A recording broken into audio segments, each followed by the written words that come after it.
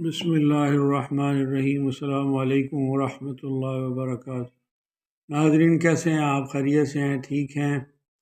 آج ہم آپ کے ساتھ ایک انتہائی اہم ترین وظیفہ اور ورد شیئر کریں گے، جو کسی بھی سخت سے سخت بیماری کے لیے، جو لا علاج مریض ہو، جس کو کسی دوائی سے آرام نہ ہو رہا ہو، ڈاکٹروں نے جواب دے دیا ہو، ڈاکٹروں کی سمجھ میں نہ آ رہا ہو کہ مسئلہ کیا ہے اور اس کا حل کیا ہے، تو اس کے لیے بہترین یہ عمل ہے۔ اور قرآن حکیم کی سورہ شورى کی ابتدائی 6 آیات کا یہ وظیفہ ہے، تو یہ شفا کا خزانہ ہے۔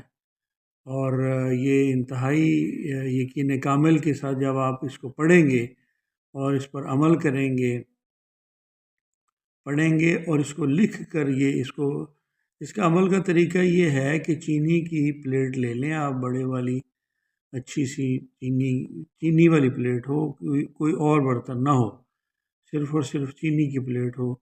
اس پر اگر زعفران مل جائے تو بہت اچھا ہے، اور اگر زعفران نہ ملے تو پھر ویسے ہی کسی بھی، بہتر تو یہی ہے کہ زعفران سے ہی لکھیں آپ۔ تو یہ 6 آیات جو ہیں، یہ چینی کی پلیٹ پر، چینی کی 21 پلیٹوں پر ایک ہی دفعہ میں لکھ کے رکھ لیں، یا روزانہ ایک دفعہ تازہ لکھیں۔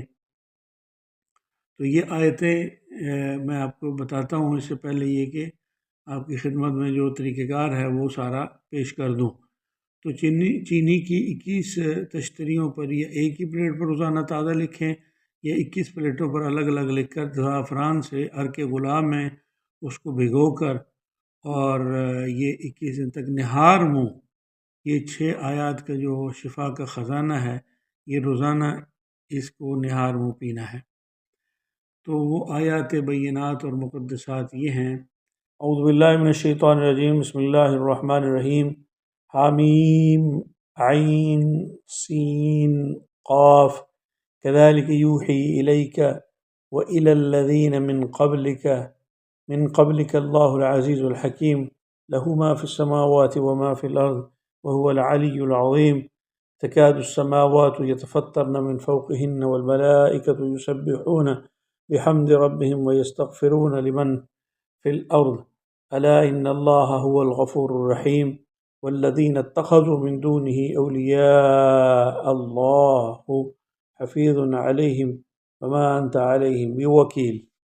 یہاں تک آپ نے یہ جو 6 آیات مقدسات اور بینات ہیں، ان کو چینی کی تشتری پر لکھیں اور نہار منہ مریض کو پلائیں 21 دن۔ انشاءاللہ العزیز، اللہ تبارک و تعالیٰ کے فضل و کرم، اس کی مہربانی اور عنایت کے ساتھ مریض ضرور شفا یاب ہوگا۔ آپ یہ عمل کریں اور اس کے فیڈ بیک بھی ہمیں دیں، انشاءاللہ یقیناً شفا حاصل ہوگی۔ آپ سے گزارش ہے آپ ہمارا چینل سبسکرائب کر لیں، لائک اور شیئر کر دیں۔ والسلام۔